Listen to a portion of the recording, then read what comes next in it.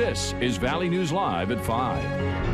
How great thou art, how great thou art. A relative of civil rights leader Martin Luther King Jr. and other local groups took to South Moorhead today, sharing their message against abortion.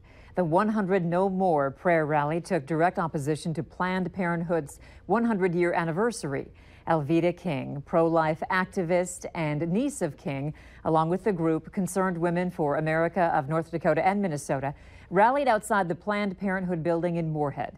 The group is calling for an end to abortion and what they say is the destruction caused by Planned Parenthood.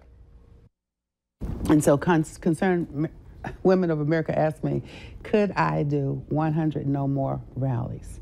And that means Planned Parenthood, America's largest abortion provider, turned 100. And at that time, there was going to be a big celebration. Planned Parenthood has been serving American women for 100 years. No, you haven't. We've been aborting our babies and hurting our bodies. If you would like to watch the full interview, that's tonight on POV with Chris Berg. The Jamestown Police Department is investigating an apparent accidental shooting. Officers were called to a home east of McElroy Park yesterday, just after 11 p.m., for a report of a man who had shot himself in the leg with a handgun. The victim, a 27-year-old man, had to be taken to the Jamestown Regional Medical Center. He was later flown to a Fargo hospital. Authorities have not released the man's name at this time. Police say foul play is not suspected, although alcohol may have been a factor. 2 people are dead after a crash on I-94 near Valley City early this morning. The North Dakota Highway Patrol says just after 12:20 a.m., a car driven by a 35-year-old man from Fargo was going the wrong way on I-94 when it collided head-on with a truck driven by a 31-year-old man from Crane Lake, Minnesota.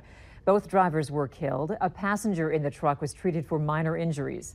The names of the men killed have not been released yet. The crash remains under investigation. A nice day and pretty warm, but this might be the quiet before the storm. Let's get details on tonight and what we can expect tomorrow. Hutch? Well, we're expecting a lot of wind and a good taste of winter for many areas. Some seeing heavy snow. All of us seeing wind gusts in excess of 40 miles per hour. It all begins in the morning up north, midday here in the central Red River Valley. Snow will persist throughout the daylight hours, accumulating, could cause real tricky travel conditions in the northern counties for the drive home, particularly with gusts to 60 miles per hour, particularly in open country. Travel could become impossible. Blizzard conditions are possible for some of our counties as we go through the next 24 hours. Snow will be exiting early on Friday as the cold air settles in behind the storm system. Here's your timeline. Again, snow in the morning up north will last all day. It looks like around the midday hour we'll see a transition to snow here in Fargo. Much of western Minnesota seeing bands of moderate to heavy snow all the way through night with that line from Langdon through Fargo and Fergus Falls and points north and east seeing some of the heaviest snowfall, while southwestern counties see very little. Fargo stands to see 1 to 2 inches of snow. Isolated areas will see upwards of 8 inches of snow. A widespread area in northwest Minnesota, 3 to 6 inches of snow. We still have a winter storm watch in effect. We'll keep you updated on that. Have hour-by-hour details on this and much more as we head toward the weekend here in a minute. All right, thanks, Hutch. You bet. A mother contacted our whistleblower hotline saying she had to quit her job because her boss would not let her pump breast milk while she was at work. Valley News Team's Ryan Laughlin investigated, and officials say employers often do not abide by federal laws. To this day, I still want to cry. Nina Wickren quit her job at Popolino's Pizza because she says she wasn't given time to pump breast milk for her. She looks just like her dad. Baby Antoinette. It was either I pump and I answer the phones when I'm supposed to be pumping privately. She says she brought her concerns to the new owner, but nothing changed. After a while, they kind of just laughed at it because they didn't think that I needed a break for that many times to pump. The new owner has a different version of the story. I have never heard one single comment from her that we have not given her adequate time or permission to go and pump breast milk. The owner says he gets it. My wife pumped breast milk for all 4 kids. It takes probably 15 minutes per time. In an 8-hour shift, she would need 2 to maybe 3 times to go pump breast milk. She'd be more than welcome to go use the bathroom and pump breast milk for that amount of time. So what is the law? The federal law states that an employer must provide reasonable break time for an employee to express breast milk or pump while at work, and they must also provide a private, intrusion-free space for mothers to do so. Wickren says she wasn't getting that here, but the owner says there's more to the story. This stems from me not hiring her husband, and they're upset about that. And so now they're trying to smear our business. But Wickren says it's all about her daughter. Employers should know the rights for breastfeeding mothers, and breastfeeding mothers should know their rights as well. Grand Forks, Ryan Laughlin, Valley News Live. The law states that the private area mothers should be provided to pump cannot be a bathroom. In the mother's case, she was provided the office when she did pump. If you want more information on what the law is and what employers need to provide to new moms, just head over to valleynewslive.com and click on the link to this story. And if you need help uncovering fraud and corruption in your community, call our whistleblower hotline, 701-237-6576, and leave your tip. A member of our investigative team will get on the case and go to work to expose the truth. President Trump held an impromptu news conference on the White House South Lawn where he took on criticism from Republican senators and pushed back on claims he spoke without empathy to the widow of Sergeant LaDavid Johnson. The president was also quick to highlight a story first reported by the Washington Post that the Democratic National Committee and the Clinton administration helped fund an anti-Trump research dossier. And he also weighed in on subjects ranging from the future of 401k contributions to his image, civility in politics, and whether he directly authorized the mission in Niger.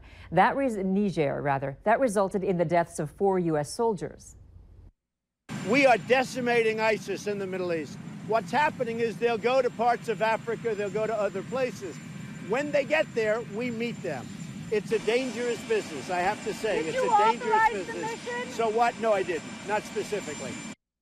The president added that he doesn't expect Senators Bob Corker or Jeff Flake, who leveled tough attacks on him today, to vote against tax reform to spite the president.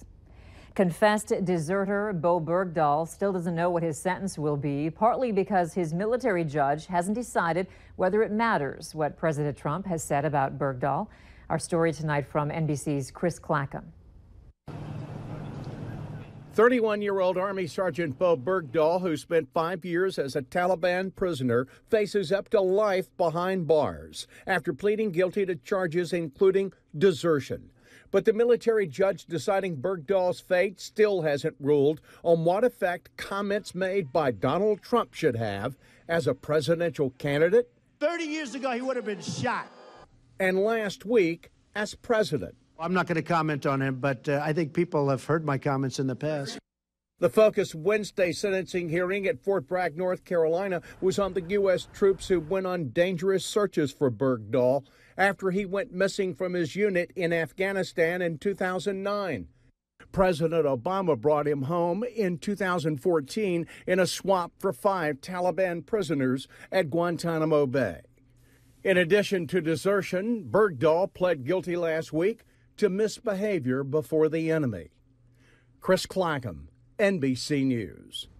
Bergdahl's sentencing hearing resumes tomorrow morning at 9, at which time the Army judge could announce his decision on whether to dismiss the case because of President Trump's past comments. Senate Republicans are killing an Obama-era rule that made it easier to bring class action lawsuits against banks and credit card companies. Vice President Mike Pence cast the deciding vote last night to break a 50-50 tie. Wiping out the rule affects tens of millions of Americans who often do not know they are covered by an arbitration clause when they sign up for a credit card or checking account. Banks and credit card companies use such clauses to avoid bringing a dispute to court. The Consumer Financial Protection Bureau wanted to bar companies from using clauses like these. One